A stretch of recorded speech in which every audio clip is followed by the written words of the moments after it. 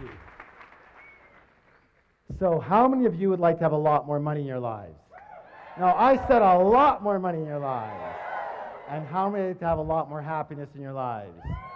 And how many could stand a heck of a lot more of both in your lives? You've come to the right place. My name is t.hart. Welcome to the Millionaire Mind, the secret psychology of wealth. The first thing I want to do is I want to acknowledge you for being here. There's a saying that says 80% of success is just what? Who can tell me? Showing up. So since I can't reach you all, I need you to do me a little favor. Simply reach around, pat both your neighbors on the back and go, congratulations for being here.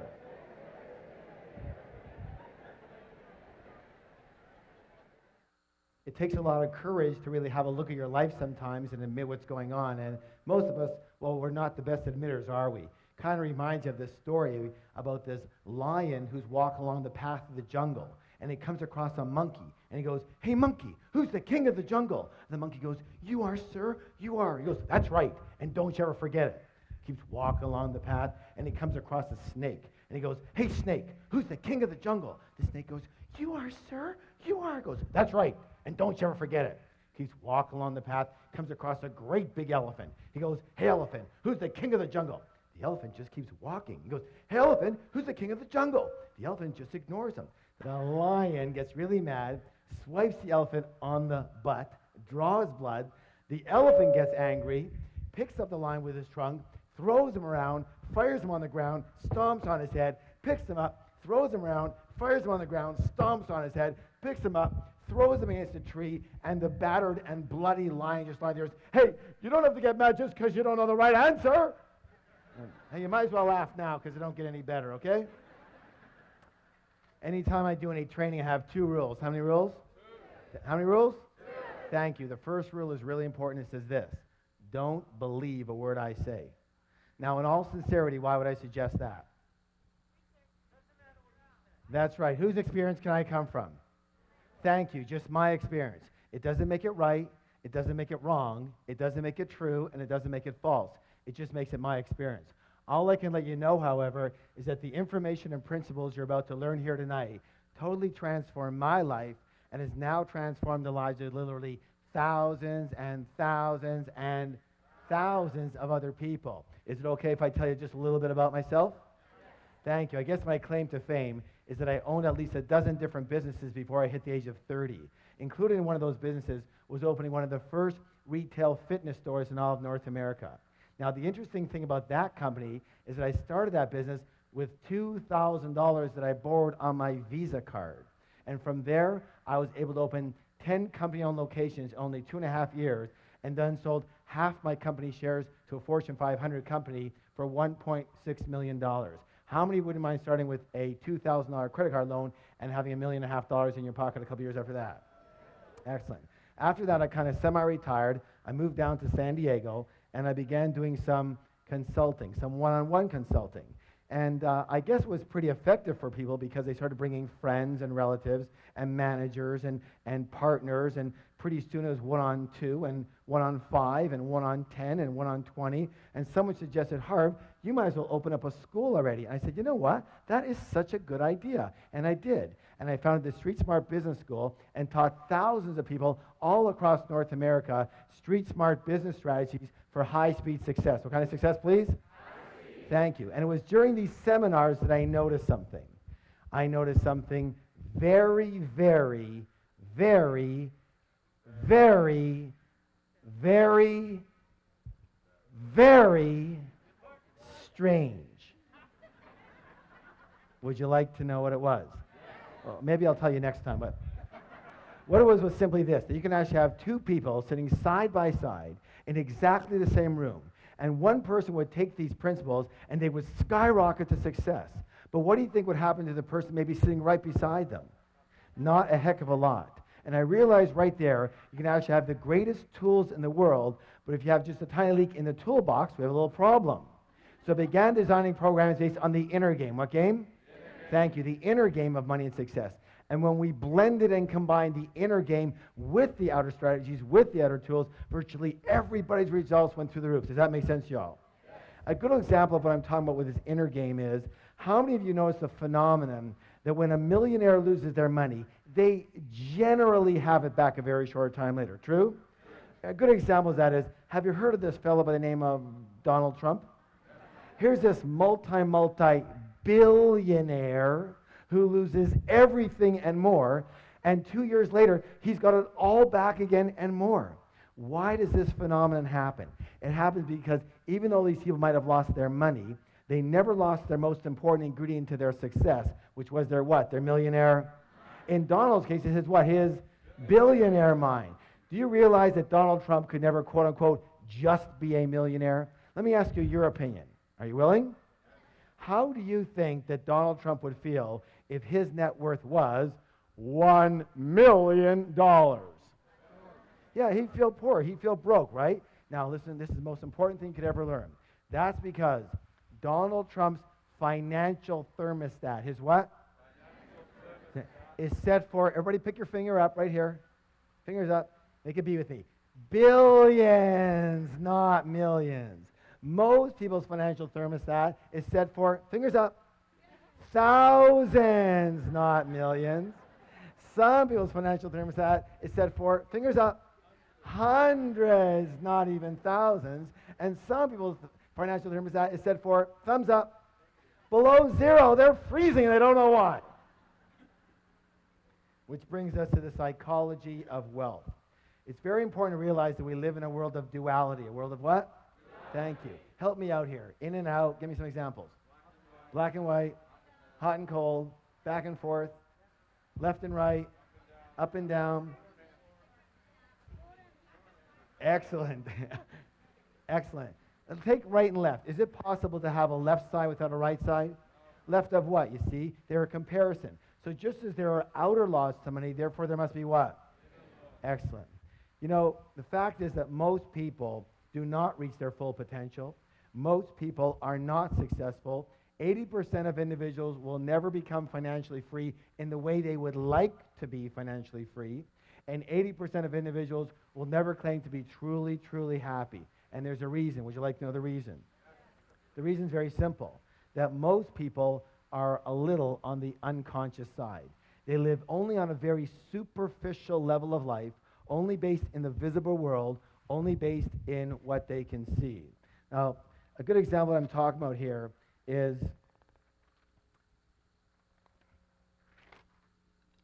we're going to call this the tree of life. Tree of what?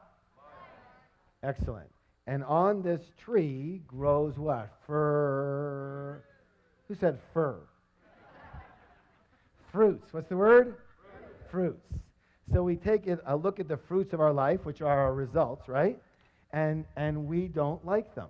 They're too small. They don't taste good. There's not enough of them, right? Well, what do we tend to do? Don't we tend to focus more and more of our energy and focus on those fruits, on those results? Yes? Except for one thing that we forgot. What is it that created those particular fruits? It's what? It's those roots that create those fruits. It's what's under the ground that creates what's above the ground. It's what's invisible that creates what's visible. True or true? Is that sometimes or all the time? Let me ask you a question. Is this the way it is in nature or not? Yes. Are you a part of nature? Yes. Then it may be the case that it might be the same with us, yes? All right, very good. So, the most important thing that I think people need to realize that they just don't seem to get taught anywhere is that we don't live in only one realm alone. We live in at least 4 different worlds at once. We live in the mental world. What world? The mental world. We live in the emotional world. What world? We live in the spiritual world. What world? And absolutely, we live in the physical material world. And what most people never get is that your physical material world, your results, what actually happens to you is nothing more than a printout of the other 3 areas. These are the fruits, but these are the roots that cause those fruits. This is your result, but these are your causes. Does that make sense? Yes? This is what's above the ground, but this is what's below the ground. This is what's visible, but this is what's invisible that causes what's visible. So, it boils down to this, that money in the real world, the real stuff, money, the physical reality, is nothing more than a result. It's a what? Result. Money is a result. Wealth is a result. Health is a result. Illness is a result. Your weight is a... We live in a world of cause and E. Let me ask you a question. How many of you ever heard anybody allude to the fact that a lack of money was a little bit of a problem? Anybody ever hear that? Let me say this right now. A lack of money is never, ever, ever, ever, ever a problem. It's never a problem. A lack of money is merely a symptom. What's the word? Of what's going on underneath. Lack of money is just the result. What is the root cause? Meaning that the only way to permanently, what's the word, please? Permanently change your outer world is to first change your what? You know what? We're going to give that some energy by doing a declaration together. Who can tell what a declaration is? A statement that we make what? Out loud. Thank you. And, you know, why does that work? And let me just put it this. I'm not going to get into the whole situation around it, but everything is one thing. Everything is energy. What is it? Energy. What is it? Energy. Everything is energy. And all energy travels in what? Frequencies and So when we make a statement out loud, we are sending a vibration, A, into the universe, and B, if we put our hand on our heart, on our chest, we feel the vibration of that specific statement throughout the cells of our body. Yes or yes? You know, I know for a lot of you, you're thinking, oh my God, is this ever hokey? But the way I figure is this. I'd rather be really hokey and really rich than really cool and really broke. How about you? All right, please stand up. Let's have some fun. Let's have some fun with it. Good job. Now, here's what I want you to do. Put your hand on your chest, on your heart. Sir, your chest, not her chest. Come on, let's go. And simply repeat after me. My inner world creates my outer world. My inner world creates my outer world. Again.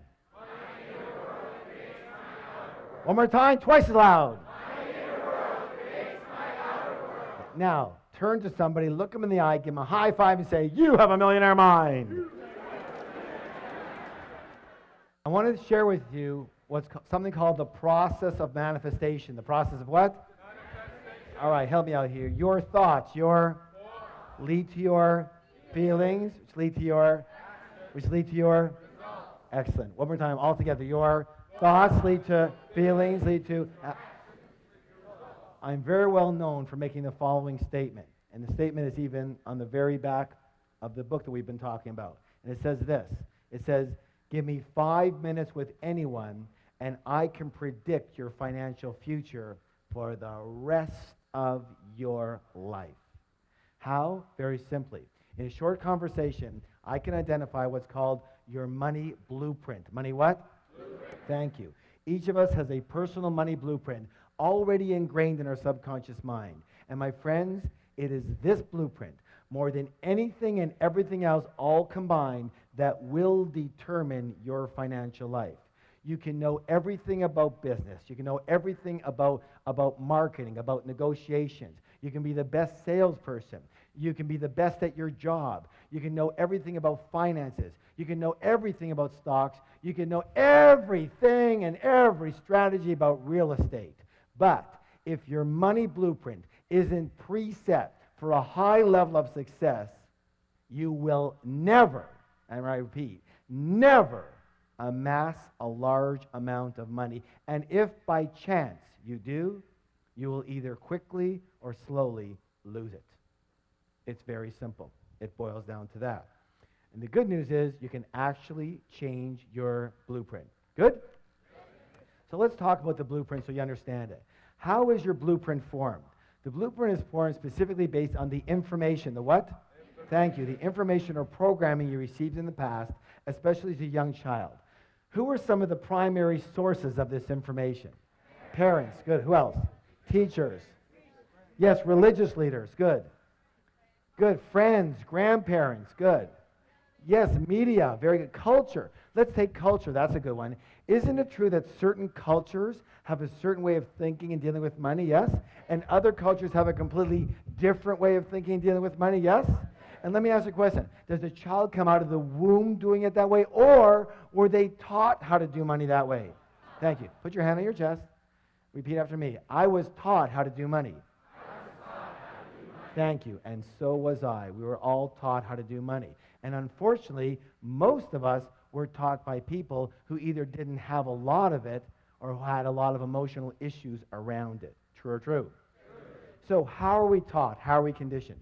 3 primary ways. How many? 3. You guys are doing great. 3. And the first way is called verbal programming. What kind of programming, please? Verbal. Thank you. That's all about what did you hear when you were young? The second one's called modeling. What's it called? Modeling. That's all about what did you see when you were young? And the third one's called specific incidents. Specific what? That's all about what did you experience around money, wealth, and rich people when you were young. Now, let's talk a little bit about verbal programming. Let me hear some of the phrases that you heard about money, wealth, success, rich people when you were young. What are some of the ones that you heard? Yes, money doesn't grow on. Yeah, what? It takes money to. What else? Money doesn't make you happy. Good. Money's the root of all. Okay. We can't. Yeah. There's never a. Rich people are greedy, criminals, crooks. Wonderful. That's perfect. That's perfect. Yeah. You can't take it with you, right? Spoken like a true spender. All right. Do you want to hear my father's favorite? Anytime I asked him for anything, he'd growl at me and go, "Hey, what am I, made of money?" I used to joke around with him. I go, "I wish. I'll take an arm, a leg. I'll take a baby finger, Dad." He never laughed once. Never once. Let me say this. All, what's the word? All. Each and every statement you heard when you were young, every one of those is lodged in your subconscious mind and part of the blueprint that is running your financial life. Let's talk about the next one, modeling. Here's an interesting one. What were your parents or guardians like in the arena of money when you were growing up?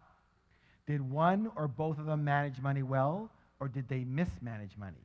Were they spenders or were they savers? Were they shrewd investors or were they non-investors? Did money come fairly easily in your household, or was it always a struggle? Let me ask you this. Was money a source of joy in your home too? Or was it a source of bitter arguments?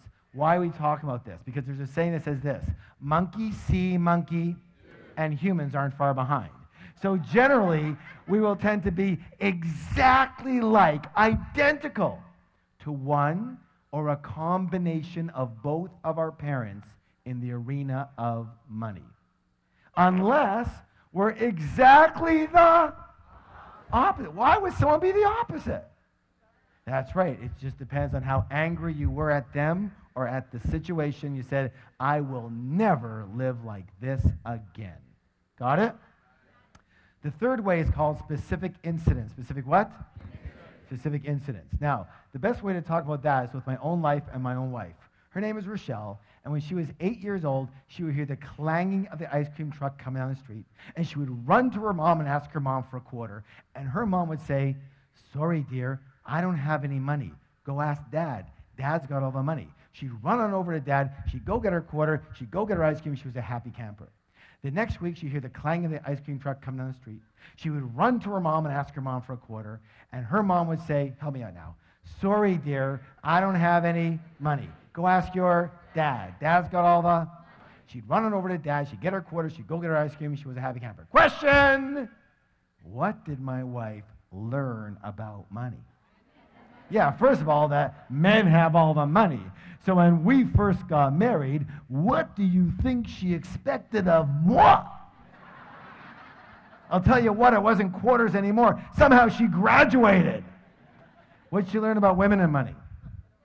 That's right, that women don't have money. Mom, the deity, didn't have any money, doesn't have money. Therefore, the way of being for a good woman to be is not to have any what? Any money. And so whenever she had money, she'd have to what? Get rid of it. And she was darn good at it too. You know, she's very exact. You give her $100, she spent $100. You give her $200, she spent $200. You give her $500, she spent $500. You give her $1,000, she spent $1,000. Then she took one of my programs. She learned all about the art of leverage. I gave her $2,000, she spent $10,000. There was only one thing we ever fought about. Can you guess what it was? Money. And it almost cost us our marriage. And all I can say is thank God that we learned about the material we're talking about now and how to completely recondition each of our own blueprints, and, this is important, create a third blueprint for the relationship. Create a third blueprint for the what? as an umbrella for the relationship. Now, I want you to know something. As many of you know, as many graduates, we have a 3-day Millionaire Mind Intensive program. And one of the things I'm proudest about that program is what we're able to do for people in relationships around money. Because I know what was hurting me more than anything and biggest pain in my life. And what people don't really get is that each of you have your own blueprint, but you're going to need a third blueprint, like an umbrella blueprint, agreements, for example, on how the relationship's going to work around money. And most of us never entered a relationship with that in place, true or true? And most of us have never looked at it like that and go, let's create an umbrella blueprint, have we? And until you do, you'll always have problems with other people around money. So, all I can say is that it worked like magic, and we have never had a disagreement since. We fought every single day. Now, you would think that's an exaggeration, wouldn't you? I wish. No, some of you going, no. I wish. Every single day for 9.5 years. And we have never had a single disagreement around money since. And now it's been 11 years. Good or good? All right, give that a hand. Hey, you can do better than that. Let me hear ya. So the big question, even bigger question, the big question is this. What is your current money blueprint set for? Are you preset for success, for mediocrity, or for failure around money? Are you set for struggle with money or for ease around money? Are you set for working really hard for your money? Raise your hand if you're a big hard worker. Come on, let me see it. Where are you? Good. Nothing more than a preset pattern or program. That's all that is. Are you set for having a nice balance in your life? Are you set for having a very consistent income or an inconsistent income? You know, the up and down yo-yo effect. First you got it, then you don't. Then you got it, then you don't. Then you got it, then... Raise your hand if you know that one really good. Nothing more than a preset pattern. That's all that is. Are you set for having a very high income, a moderate income, or a low income? Do you know there's actual numbered settings? So, are you set for earning, 25 to 50,000 a year, 50 to 75, 75 to 100, 100 to 200, 200 to 300, 300 to 500? Nothing more than preset patterns and programs. And are you preset for saving money? Are you preset for spending money?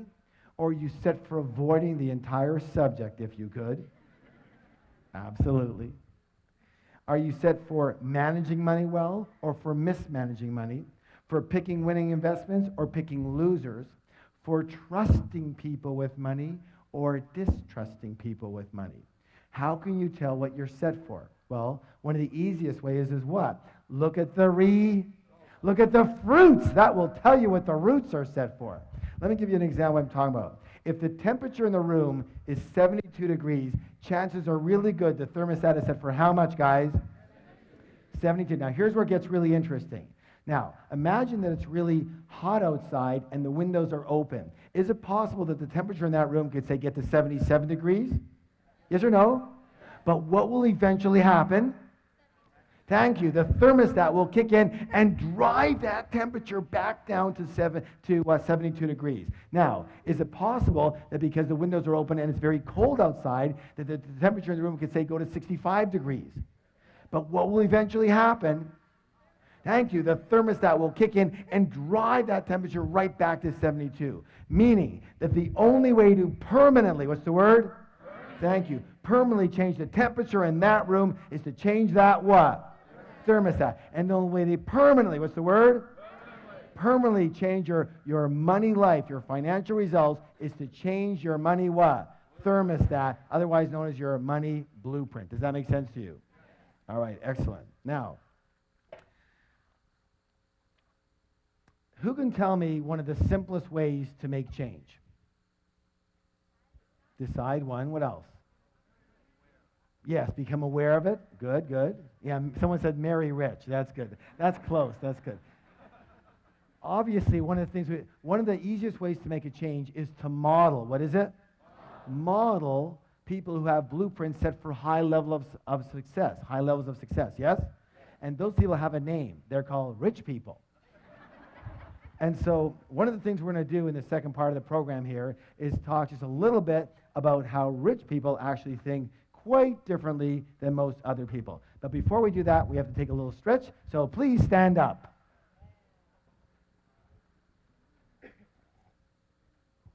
All right. Raising your arms nice and high. I want to hear a big, big groan. Let me hear you. Oh, good job. And this way. Oh, louder. And the other way. Oh, and backwards. Oh, and forward.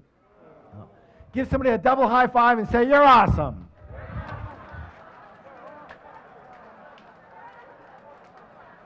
And have a seat. Have a seat.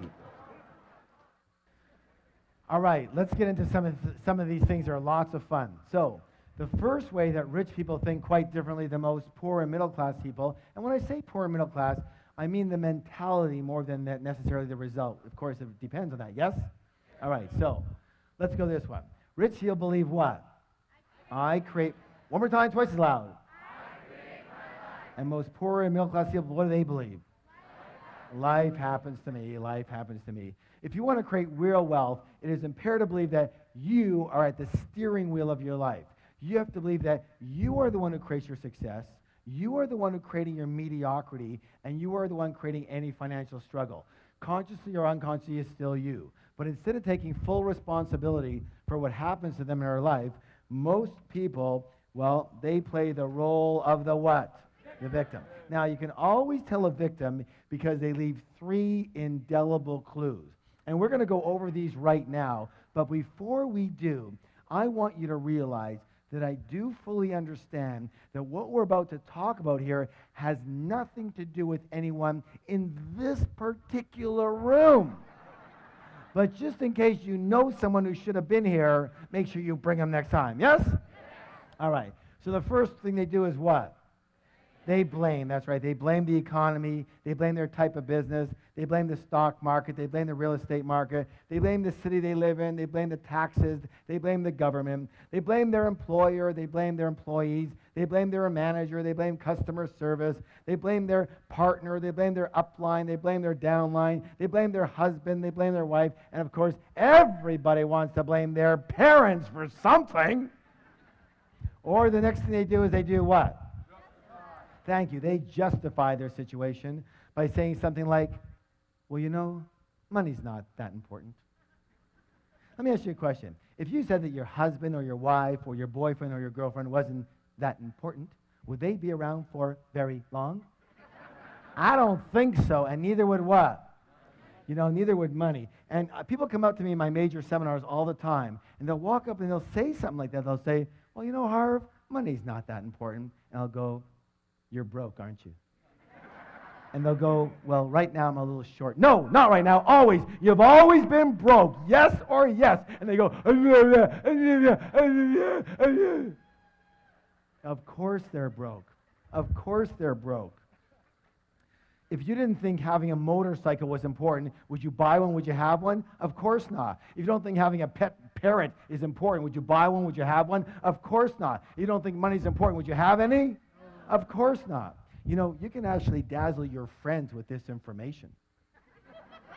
The next time your friend comes up to you and says something lame like that, here's what I want you to do. I want you to roll your eyes up into here and look up into the heavens and put your hands up here on your forehead and go, you're broke.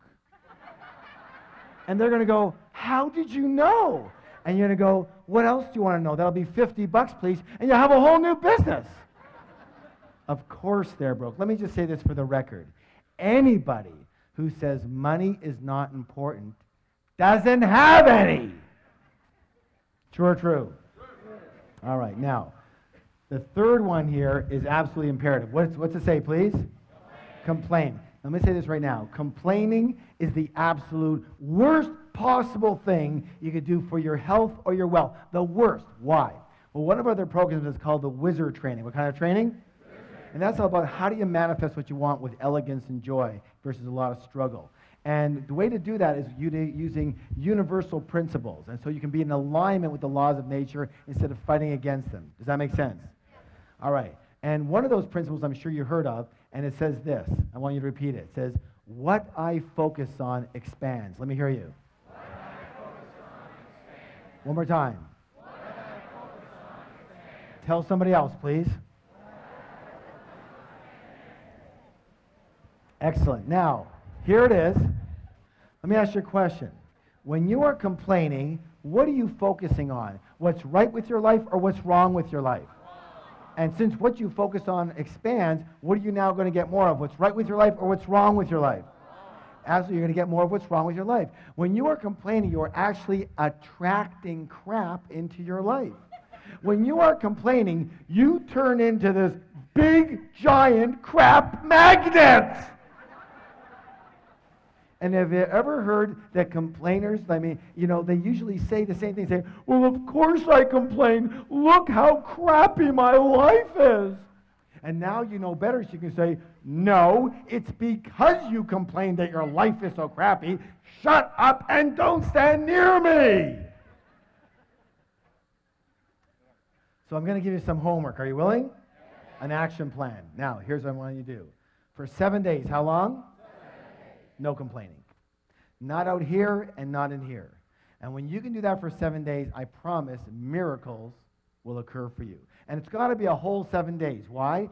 Because you still might have some, residual crap coming to you from before, right? Because crap doesn't travel at the speed of light, It travels at the speed of crap, and it's really slow. So it has to be a whole 7 days. Are you willing? All right, good job. Now, here's the thing you have to understand. Here's the secret. Are you ready for the secret? No, you're not ready. Are you ready for the secret? All right, lean forward, hands on your ears. Let's see them. Okay, here we go. Ready?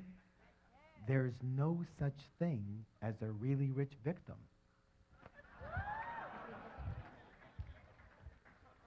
Yet being a victim definitely has its rewards, doesn't it? What's the big reward people get out of being a victim?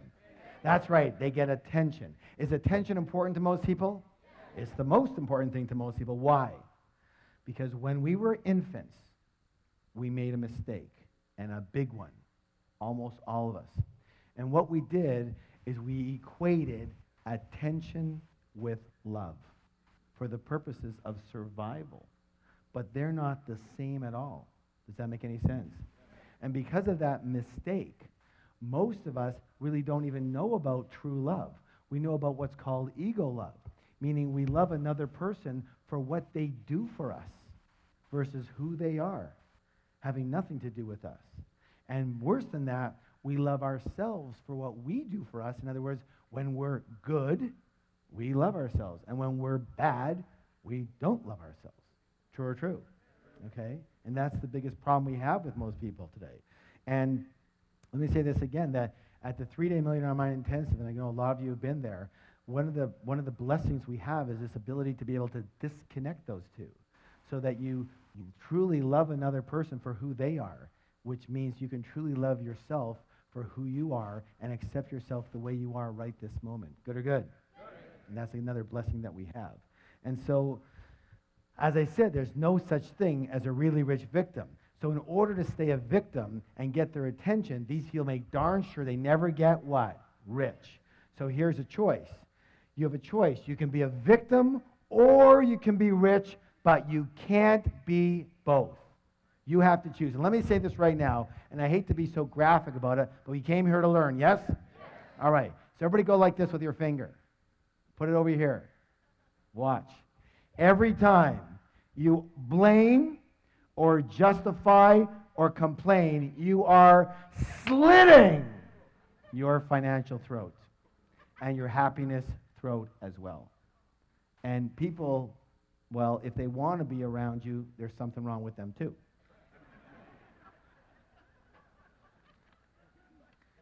So it's time to acknowledge the fact that you create everything that's in your life, you create everything that's not in your life, and everything in between. You create your wealth, you create your non-wealth, you created your exact financial situation that you're in right now. Now that's a good thing to know, isn't it? Because if you create it, you can discreate it. And you can create something else, yes? All right, please stand up for the declaration. Put your hand on your heart. I create the exact level of my financial success. I create the exact level of my financial success. Again.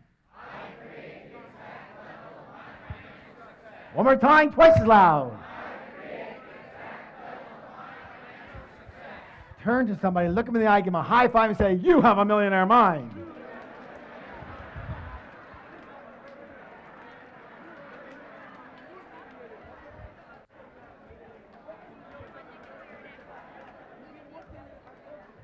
And have a seat. Good job. All right, here's another one. This is very important. Now, what do we do when something's very important that's coming up? We do a drum roll. Ready? Let's hear it. Let me hear it.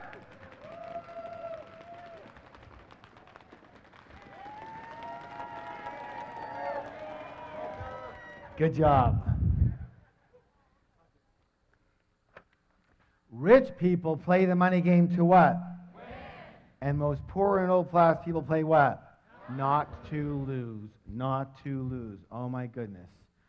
Most people actually play the money game on defense versus offense. Let me ask you your opinion here. Again, in sports or any game you play strictly on defense, tell me, what are your chances of actually winning that game? How many people say pretty slim and none? And what are your chances of winning the game big? Impossible. True? And that's the way most people play the money game on defense versus offense.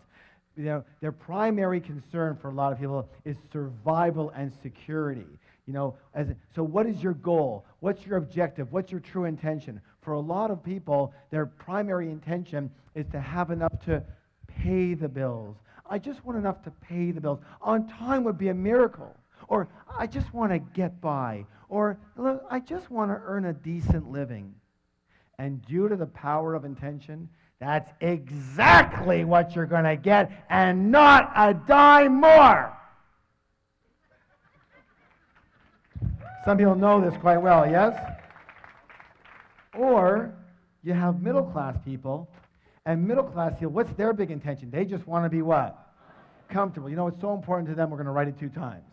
So there's comfortable, and then there's this word. What's this word? And we all know comfortable leads to rich, yes? Yes? Yeah, and that's not my experience. Let me say this right now, just for the record, in my experience. Comfortable and rich are planets apart. Planets apart. What you need to do and who you have to be comfortable is a whole different world than who you have to be and what you have to do to get rich. Is that clear at all? Is that really clear? I hope you get it. Because I would say that's one of the number one issues with most people sitting in the room right now. Your goal is to be comfortable. Let me say this right now. If your goal is to be comfortable, you will never get rich. Never. On the other hand, if your goal is to get rich, you're going to end up mighty comfortable. So here's the thought. If you shoot for the stars, you're at least going to hit the moon. Most people don't even shoot for the ceiling in their house, and they wonder what the problem is. All right, here's what I want you to do. Another action. Are you willing to take the actions? All right, practice. Practice makes permanent. So tonight, when you get home, tomorrow morning, I want you, either yourself or with your team, to create a strategy. Create a what? Strategy. To help 10 times the number of people you're helping right now. Whatever business you're in, whatever job situation you're in, I want you to help 10 times as many people. Who can tell me why? Exactly, because that's how you get paid. One of the things we do in our programs is we have certain definitions. And the definition we use of a business person or even in a job is, listen closely, a person who solves problems for people at a profit or for pay. Say that with me. A person who solves problems for people for profit or for pay. Good or good? Good. So what's your job? This is what? Solve problems. And you get paid accordingly. Meaning that if you go out there to make money, what do? But if you go out there to solve problems, and if you go out there to solve 10 times the problems you're solving now, there's a good chance you're going to get how much more money? 10 times. Does that make sense? Because that's what delivering value is all about. It's about solving. Let me put it this way. If you're not solving a problem, I guarantee you're not getting paid. People say, well, Harv, how do I make more money? Wrong question. The better question is, how do I help more people? How do I help 10 times the people? And that's going to take a little strategy. And for a lot of you, it's going to take a little more leverage, a little more systemizing, a little more being based on results versus time. Does that make any sense? Yes or yes? All right, good job. So, please stand up for the declaration. Good exercise, yes. Hands on your heart. My goal is to become a multi-millionaire and more. Let me hear you. Again. Again. And nothing less will do. Let's make a high five and say, you have a millionaire mind. Question. In the last one, why did I ask you to add on and nothing less will do? Listen closely. This could be the most important words you hear all night. Are you ready? What you settle for is what you get. Let me say it again. What you settle for is what you get. If you look at your life right now, the results of your life is exactly what you've settled for. You understand what I'm saying? People walk into a job situation or a business. They walk into a job and they're in a job interview and the interviewer says, "Well, what's your salary expectations?" And they go, $250,000 a year. And the guy goes, "What? This job pays $30,000. Really? So find me another job that pays me $250,000. See, if you are only willing to do what it takes to earn $250,000 a year, that's all you'll accept. And you will keep on hunting and searching and creating the strategy until you get there. But if you are willing to take $30,000 and be comfortable and get by, that's it. You're done. Does that make any sense at all? What you settle for is what you get. Say, what I settle for is what I get. Tell somebody else, please. Good job. All right, let's go to the next one here. This one here is a simple one and really short. Listen closely. Rich people always think the word what? Both. And most everybody else thinks what? Either or. Either or. As in, either I can be rich or I can be spiritual. Either I can be rich or I can be good and kind. Either I can be rich or I can be generous. Either I can be rich or I can have my health. Either I can be rich or I can have time for my family. Either I can have money or I can have love. Either or, either or. All that is called scarcity thinking. What kind of thinking? Scarcity thinking. And the answer to all of those is what? Both. Both. Listen. Listen. You're smart enough. You're intelligent enough. And you are creative enough to create a strategy that works for you in your life. And if it's not working on day one, you readjust it until it's working on day two. The answer is what? Both. What is it? Both. Both. Absolutely. You can be kind and generous and loving and spiritual and compassionate and really, really rich. Good or good?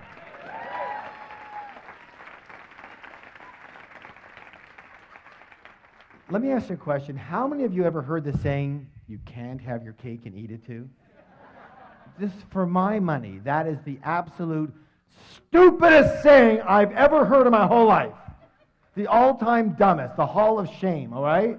You know, in my book, Secrets to the Millionaire Mind, I talk about this a little bit. And we give a lot of what's called wealth principles in the book. I want to read you this one. Rich people believe you can have your cake and eat it too. Middle-class people believe cake is too rich, so only have a little piece. Poor people don't believe they deserve cake, so they order a donut, focus on the whole, and wonder why they have nothing. Stand up for the declaration, please.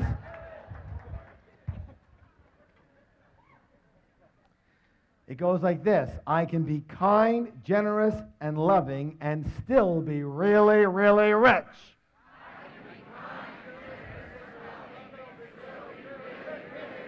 Again, I can be kind, generous, and loving and still be really, really rich. One more time. I can be kind, generous, and loving and still be really, really rich. Just my high five and say, you have a millionaire mind.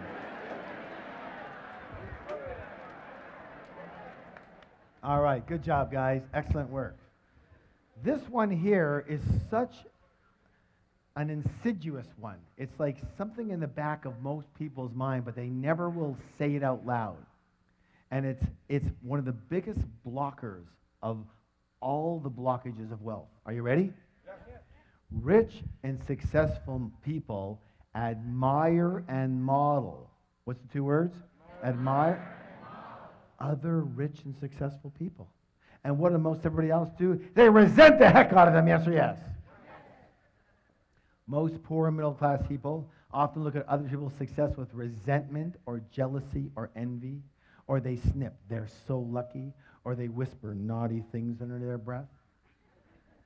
You have to realize something so simple, that if you view rich people as bad in any way, shape, or form, and you want to be a good person, then you can never be rich. You can never be rich. You can never be rich. So you have to practice. Say, I have to practice. So instead of resenting rich people, I want you to practice admiring rich people. I want you to practice blessing rich people. I want you to practice loving rich people. That way you unconsciously know that when you get rich, other people will what? They'll admire and bless and love you instead of resent the heck out of you. Much better for creating wealth. Yes or yes? Yes. You know, I want to share with you a philosophy that completely transformed my life. Are you willing to hear it? It's from the Huna philosophy. Where does Huna come from? Hawaii, thank you. And it simply says this. Bless that which you want. Say it with me. Bless that which you want. Bless that which you want. So what that means is this. If you see somebody with a beautiful home, bless that home and bless that person. If you see somebody with a beautiful car, bless that car and bless that person. If you see somebody with a beautiful family, bless that family and bless that person. If you see somebody with a beautiful, wonderful business, bless that business, bless that person. Why? Because anything that you negate, you can never have. Never. Does that make any sense? And you got to watch it. It's so quick, isn't it? It's so quick to do a little tinge of resentment, to negate them. And meanwhile, you know you can't have it after that. So I have a little practice for you on this one. Next time you see somebody coming out of a limousine